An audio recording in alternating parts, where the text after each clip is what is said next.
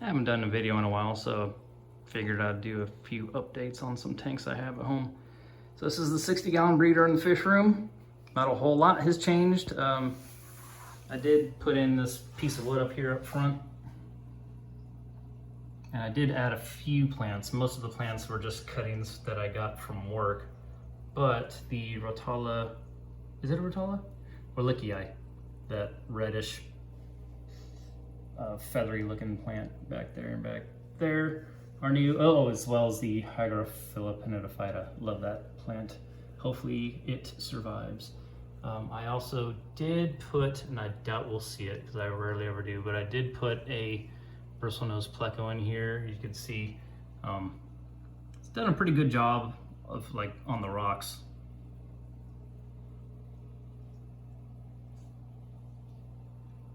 But yeah, there's a whole lot of Mica splendens in here. It's pretty much time for me to start thinning these guys out.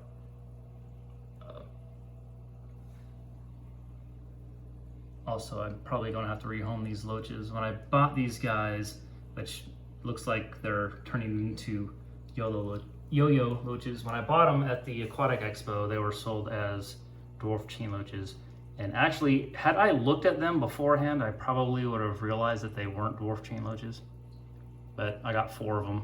I just took it for granted that people who were selling them knew what they were talking about. I like them, but you know, they get pretty good sized, and I do know someone who would take them. So that's probably going to happen at some point. See, there's my dwarf chain loach right there. One of them. There's 2 of them in here. Where's the other one? It's in here somewhere. But I would like to get more dwarf chain loaches at some point because I like those guys.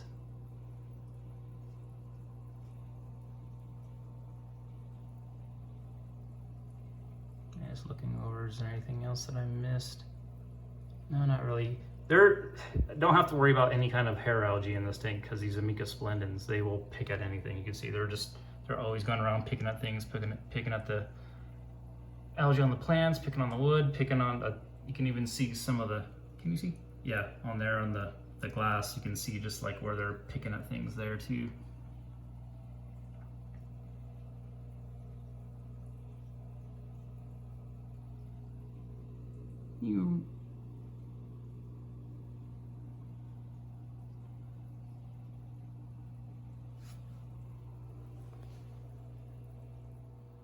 Here's the 150. The only new thing in here is I did put a couple of what are they? They're another kind of pleco. I have a chocolate pleco in here, which I doubt we'll ever see them, and I also have 2 rubber lip plecos in here, which I did see one of them earlier today, but I haven't seen it since. I did do a pretty big water change on here, and by the long ears. See why I don't do an update on this tank very often? This is why. As soon as I walk in, they scatter. I don't know why they've just become shy all of a sudden. Actually, I should say all of a sudden. They've kind of been that way for a couple of months. Ever since Hank dug this little pit here, they've been scaredy fish. Oh, there's one. That's probably the smallest of them all. Hank is still the tank. There he is right there. He's hiding. I did actually see one of the Mad Toms a couple times today too. Saw it poke its head out from under here, but I don't see it now. And then I did see it like completely out, and it swam up over and then back down.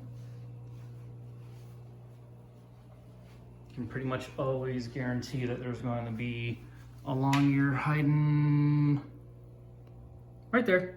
Yeah, this is where this one is. I think this might be number 2 as far as like size wise. I think this might be the second biggest one. I haven't named him. I can see another one. His fins flapping over here.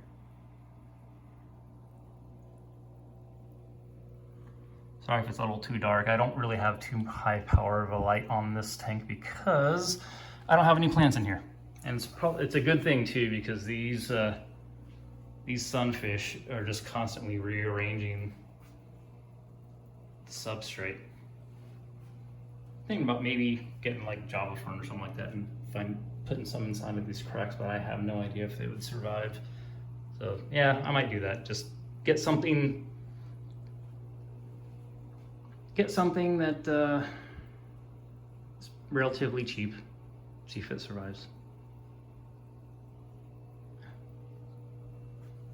I'll say he came out to say hi, but nope. Okay, so that's the 150. This is my latest project. It's a 40-gallon long. Got it for free. One of the LFS is closed down, and we're giving them away. So I grabbed this guy. They were drilled, so I went and found some things to plug up because I didn't feel like plumbing it. Yeah, so I got these things on, siliconed it up, painted the back. Actually, the back is used with Flex Seal spray paint. And well, I filled it up with water yesterday, and when I woke up, there was a little bit of water on the floor. Not a whole lot. It was just a little bit right here. So there's a leak somewhere around here. I think it might be right around here, because once I lowered the water level to right about here, the water stopped leaking. So it's got to be somewhere around here. So I'll just touch up the silicone maybe around here, and just put some right here. Maybe just put a whole lot right here, because I mean, you just want to see it. I don't care. Honestly, this tank, I didn't really plan on making this tank a show tank by any means. It was just really gonna hold some fish. I plan on putting the dwarf sunfish, or the pygmy sunfish I have in there, along with the Xenotoca Deodrii, however it's pronounced. And here's a 75. Still not a whole lot new in here, besides I put some of that Rotala willikia in here as well, and a few clippings. The stocking hasn't really changed. No, there is a bristlenose in here. I did put a bristlenose in here some time ago. Haven't seen him since. My daughters are still doing cool, doing well. One of the males, see if I can find him. One of the males, is that you? Are you the sort of colored up one? You a little bit. There we go. These guys are neat little fish, but they are very finicky when it comes to food. They will only eat frozen, but even the frozen, like if I chop up some shrimp, they won't eat it. They will eat frozen bloodworms, frozen brine shrimp, and live blackworms or live white worms, which I do have. And they're not big, so like I can get one, I don't know if, what do you call it, a serving of blackworms from an LFS, and between these guys and the pygmy sunfish, who are also very picky, it'll last over a month. So I just got to make sure I do some water changes and stuff on the worm bin. See if the down to only one blue spot in here. Oh, there you are. Don't know if he ended up killing the other ones or the other ones just ended up dying, but he's the lone one in here. I don't think I'm going to put another one in, just in case he was murderous.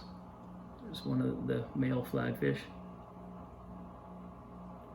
Way different than Jeff. Those of you who remember Jeff was very mean, always chasing everything around. This guy just hides all the time. He's got two females. You can see them right there.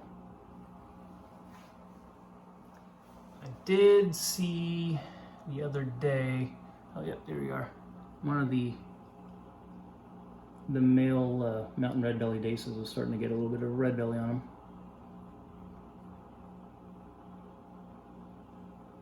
Very pretty fish. Here's the pygmy sunfish's home for now, until I get that 40 long up. But this 10 gallon's pretty suffice for these guys. It's one of the females. The females are both pretty outgoing. They'll come when I knock. I can get my face right up to the screen and they just sit there and look at you too. The male, on the other hand, he spends most of his time in there. Unless it's feeding time, then he will come out. Or he's usually out in the mornings too. And there's the other female right back there.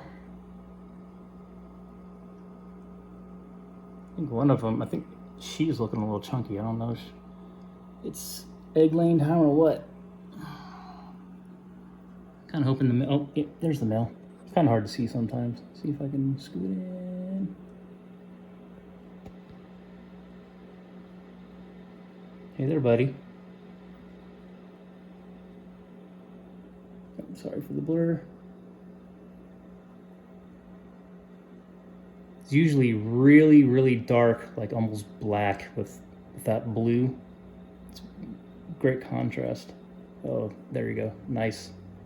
That's a thumbnail right there. And then this is the other tank. Oh, let me go back out. It's the tank that has the Xenotocos in them, and I actually do have a couple black-banded sunfish.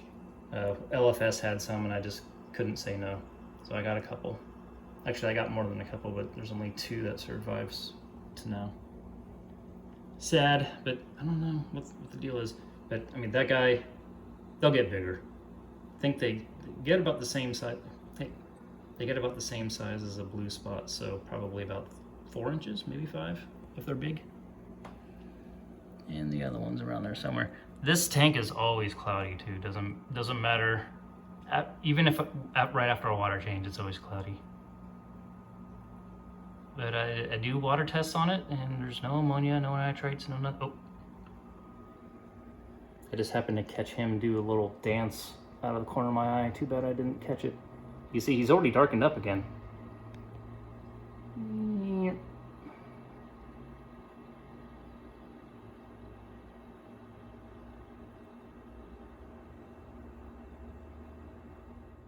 Last but not least, the 36 bow front in my living room.